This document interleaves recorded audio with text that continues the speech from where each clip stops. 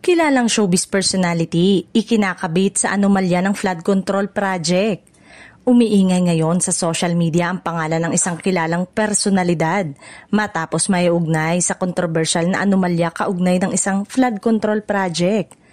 Ayon sa mga ulat, natukoy na may koneksyon umano ang nasabing artista sa isang kumpanyang nakakuha ng kontrata para sa multi-million peso flood control project sa Metro Manila.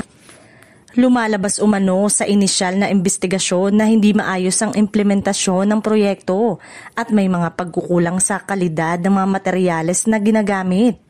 Dahil dito, maraming residente ang nagrereklamo matapos muling lumubog ang kanilang lugar kahit na kumpleto na raw ang proyekto. Samantala, tikom pa ang bibig ng showbiz personality na sinasabing may interes sa nasabing kumpanya. Hinihintay ngayon ang pahayag mula sa kanyang kampo habang nagpapatuloy ang mas malalim na investigasyon ng mga otoridad. Nagbigay naman ng katiyakan ng Department of Public Works and Highways na sisilipin nila ng mabuti ang lahat ng dokumento upang matukoy kung may irregularidad sa paggasta ng pondo.